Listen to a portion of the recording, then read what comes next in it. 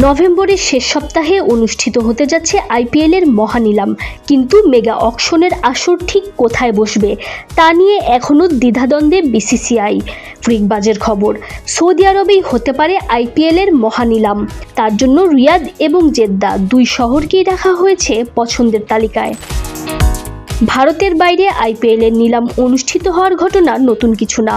গতবারের মিনি অকশনও বসেছিল সংযুক্ত আরব আমিরাতের দুবাইয়ে। এর আগে বড় পরিসরে 2011, 14, 18 এবং 22 সালে আগের 4টা নিলাম ভারতেই হয়েছিল বেঙ্গালুরুতে। তাহলে এবার পছন্দের তালিকায় সৌদি আরব কেন?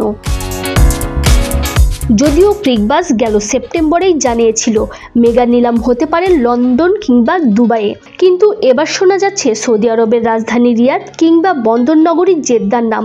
এতে ভারতীয় ক্রিকেট বোর্ডের খরচা অবশ্য অনেক বাড়বে। কারণ হিসেবে জানা গেছে, নভেম্বরের শেষ দিকে লন্ডনে থাকে শীতকাল। ঠান্ডা আবহাওয়ায় নিলাম আয়োজন করতে আগ্রহী নয় বিসিসিআই। এখনও দুবাইকে বিবেচনায় রাখা হচ্ছে, তবে প্রাথমিকভাবে বিকল্প হিসেবে দেখা হচ্ছে না।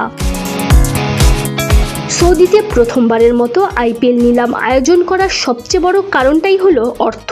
এখন পর্যন্ত ক্রিকেটের পেছনে দেশটা বড় অঙ্কের বিনিয়োগের পরিকল্পনা করেছে। বিসিসিআইয়েরও ইচ্ছা মধ্যপ্রাচ্যে তাদের কর্মকাণ্ড আরও প্রসারিত করার পাশাপাশি ক্রিকেটকেও ছড়িয়ে দেওয়ার। তাই বাড়তি খরচ হলেও রিয়াদ কিংবা জেদ্দায় আইপিএল এর মেগা নিলাম করতে আগ্রহী ভারতীয় ক্রিকেট বোর্ড।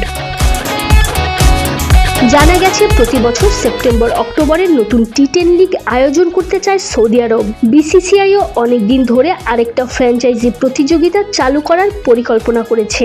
সেই পরিকল্পনা বাস্তবায়িত হলে আইপিএলকে ছাড়িয়ে এটাই হবে বিশ্বের সবচেয়ে ধনী ফ্র্যাঞ্চাইজি ক্রিকেট লিগ। অর্থাৎ সৌদিতে আইপিএল এর মেগা নিলাম আয়োজন এসব পরিকল্পনা বাস্তবায়নেরই প্রথম পদক্ষেপ বলে ধারণা করা হচ্ছে। Tanjim Oishi, BD sports time.